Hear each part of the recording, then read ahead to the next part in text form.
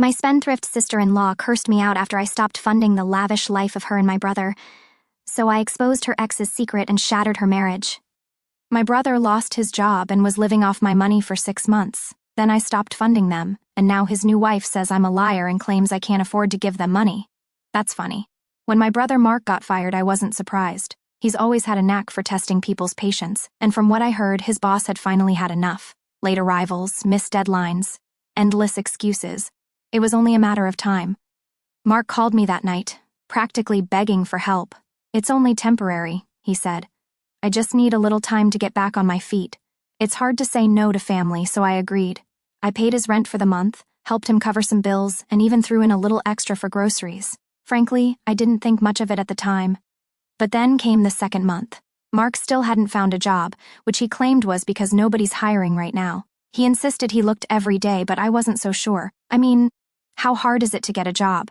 Even fast food places are hiring all the time. Still, I didn't push him too hard. He was my brother, and I figured he just needed a little more time to figure things out. By the third month, I began to see red flags.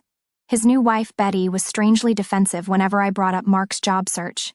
She'd say things like, "He's under so much pressure right now, Jacob. Just let him breathe," or, "You have no idea how hard it is to stay motivated after a blow like that." The kicker? Betty wasn't working either. She'd quit her retail job months earlier because, as she put it, it was a toxic environment. That's when I realized they weren't just struggling, they were coasting at my expense. When I suggested that Mark might want to broaden his job search, Betty snapped back. "He doesn't need you to criticize him. What he needs is support. We're doing our best." Really? Their best? Because it didn't look like it from where I was standing. By the fourth month, they were treating me like an ATM. Groceries, rent, car repairs. Every week, there was a new emergency. Whenever I questioned it, Betty would jump in with another excuse, always in that passive-aggressive tone that made it sound like I was the one being unreasonable. I should have shut her down right then and there, but for some reason, I didn't. Maybe I felt guilty. Maybe I just didn't want to deal with the drama. Either way, I kept paying, hoping things would eventually change. Spoiler, they didn't. What really got to me, though, was the entitlement. It wasn't just that they kept asking for money. It was the way they acted like they deserved it, like it was my responsibility to fund their lives while they sat around finding themselves. By the 6th month, I was done. I was tired of watching them treat my hard-earned money like their personal safety net. What finally pushed me over the edge was Betty's reaction when I told them I wasn't going to finance their lifestyle anymore. Let's just say it was incredible. By the time I showed up at their apartment to have the talk, I'd already rehearsed what I was going to say 100 times. I knew it wasn't going to go well, but I figured Mark would at least understand where I was coming from. He had to, right? I sat them down in their cramped living room. While Betty sat, Mark sort of hovered near the door, ready to bolt. I laid it out for them. "I can't keep doing this," I said. "It's been 6 months, Mark. 6.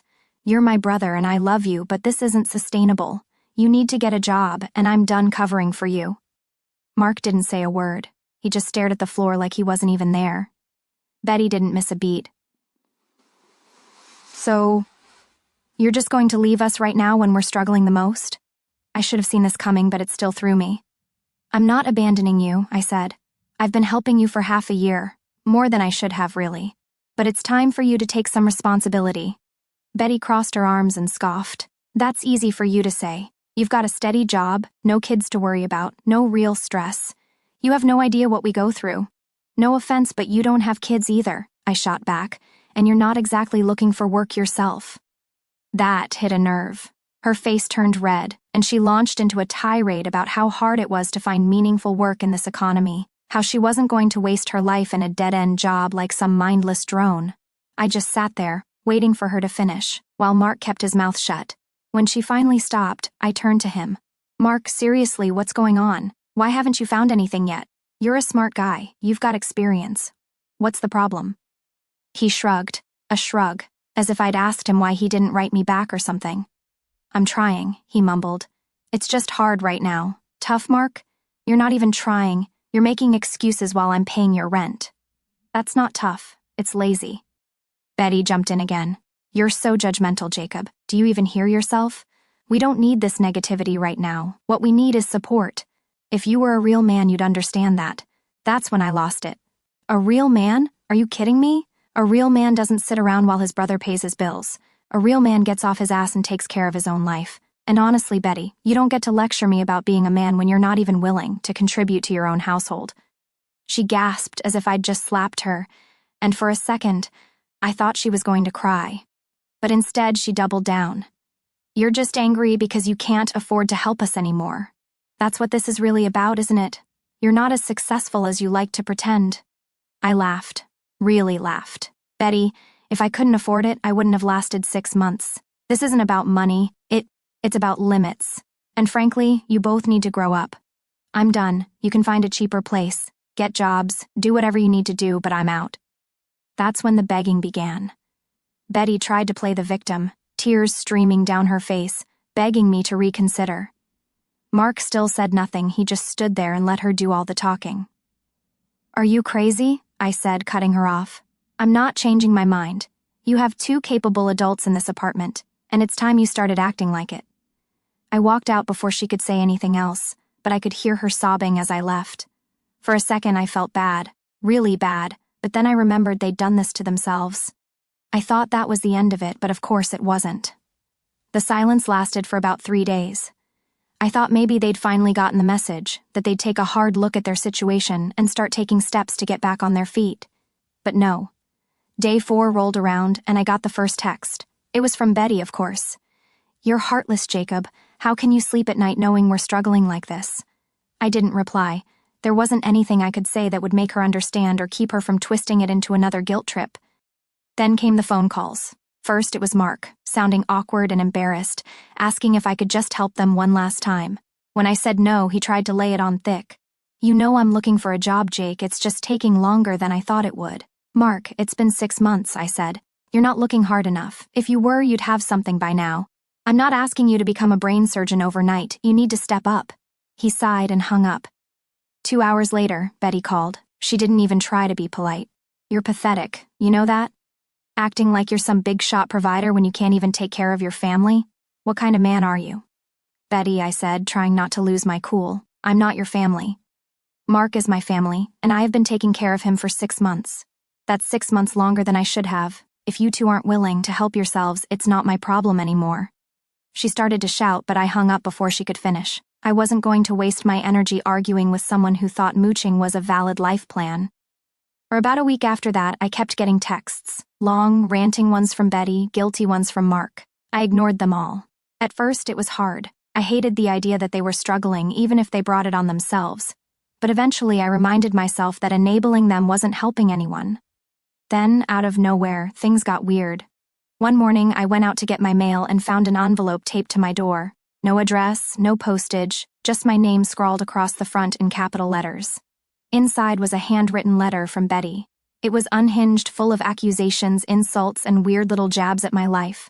She wrote that I was a failure in disguise and that no wonder you're still single. You don't know how to take care of anyone but yourself. She even threw in a few lines about how Mark was too good a brother to call me out, but that I was obviously jealous of him. Jealous of Mark? The guy who hadn't worked in half a year, and was leeching off me to pay his rent? I should have just thrown the letter away, but I couldn't stop reading it. The audacity was overwhelming. She ended it with this gem. "You will regret this when we get back on top. Don't expect us to throw you a bone. You'll need us before we need you." I sat there for a minute just staring at the paper, wondering how anyone could be so delusional. But as ridiculous as the letter was, it also made me feel uneasy. The way she kept talking about how I'd regret cutting her off, it felt like a threat. I told myself I was overthinking it, but I couldn't shake the feeling that something was coming, and I was right. I just didn't expect it to come so soon, nor in this way. 3 days after Betty's letter, I thought things had finally quieted down. No calls, no texts, no drama. I was even starting to feel relieved, like maybe they'd finally accepted the reality of the situation. Then, out of nowhere, I got a call from my mom. "Jacob, what's going on with you and Mark?" she asked, her voice tense.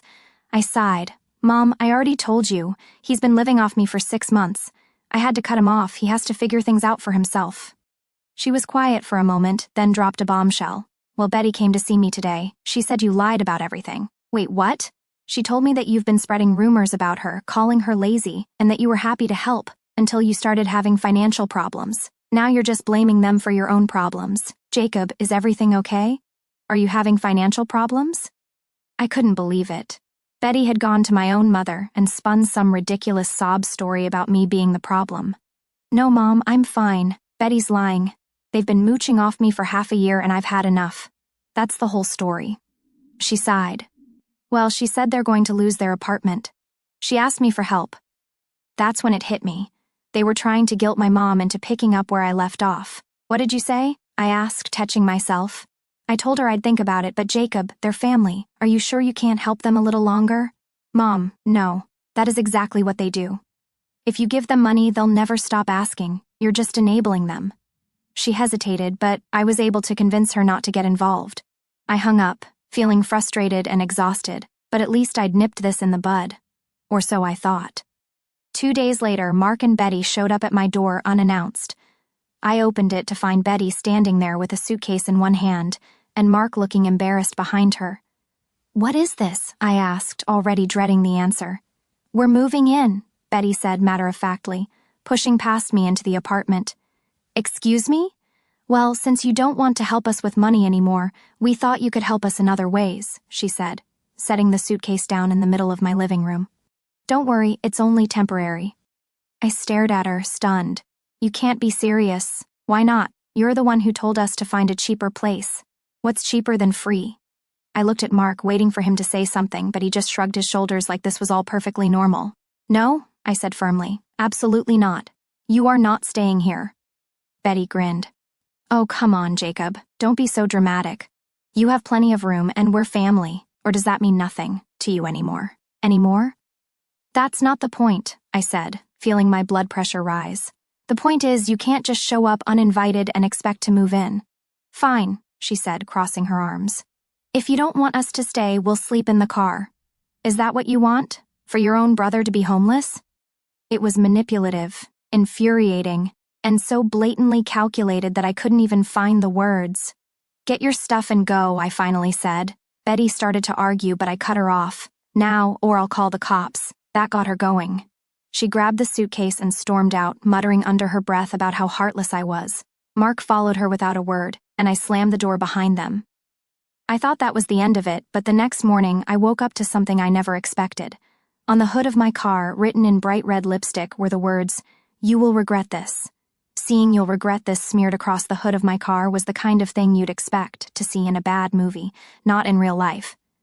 For a moment, I just stood there, trying to process the audacity of it all. I took a picture, cleaned it up as best I could, and decided I was done playing nice. I called Mark, no pleasantries this time.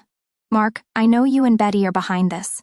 If you don't stop, I'm going to the police. This isn't funny and it won't end well for you. Jacob, I swear we haven't done anything, he said, but his voice lacked conviction. You expect me to believe that? Who else would do something like that? He stammered for a second and then hung up. I figured that was the last I'd hear from him for the day, but I was wrong. A few hours later, while I was at work, my phone buzzed with a series of texts from an unknown number. Hey loser, heard you're big on threats these days. Be careful what you wish for, you might end up regretting it. We're everywhere. Keep looking over your shoulder. It wasn't signed, but I knew exactly who it was. Betty's style was unmistakable. I filed a police report that night. It felt a little extreme, but I wasn't taking any chances. Between the vandalism and the texts, she'd crossed the line from annoying to borderline threatening.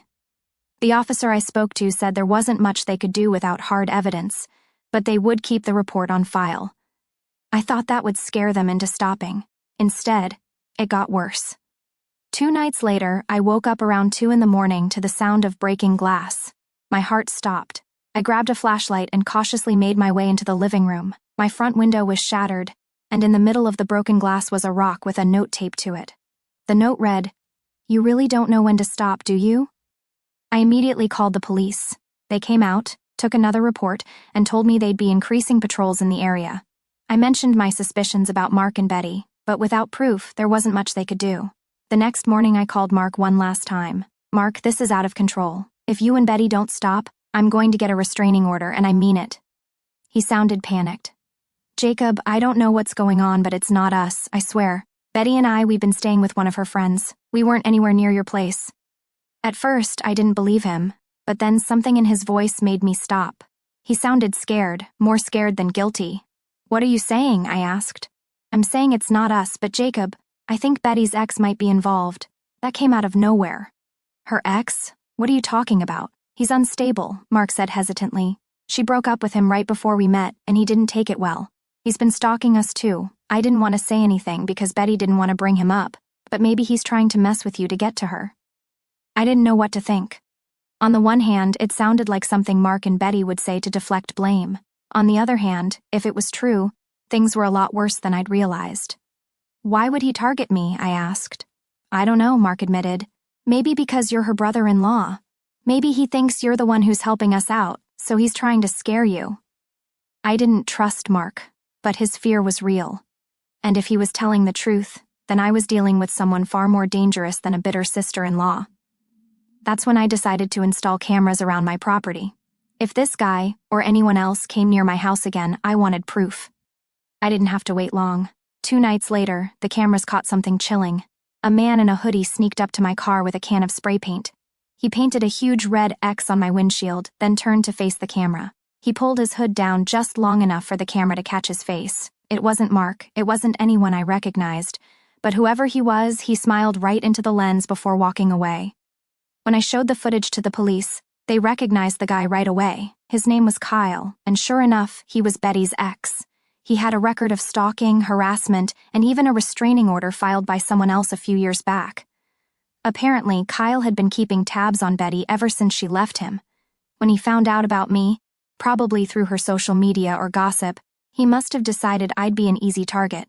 The officer assured me they'd look into it, but Kyle was already on their radar for other incidents. Everything started to click. Betty's defensiveness, Mark's reluctance to talk, even some of the bizarre things they'd said, it all pointed to Kyle being the real problem. The strangest part? Betty never mentioned him, not once. Maybe she was embarrassed, or maybe she thought it would make her look bad, but her silence had made things so much worse. That was my breaking point. Between Mark's spinelessness and Betty's chaos, I couldn't take any more of their drama. I sent Mark one last message. "Your life is your business, but I'm done. I've dealt with enough fallout from your mess, and I'm not sticking around for any more. Don't contact me again." Then I blocked both of them. A month later, I moved to another city. Nothing drastic, just far enough to feel like a fresh start. I kept my new address private and didn't tell anyone who might give it to Mark or Betty. Since then, for the first time in months, I've had peace. No more random phone calls, no more vandalism, no more drama. It's sad, really. Mark is my brother, and I'll always wish things had turned out differently. But in the end, I learned the hard way that you can't set yourself on fire to keep someone else warm, especially when they're the ones holding the match.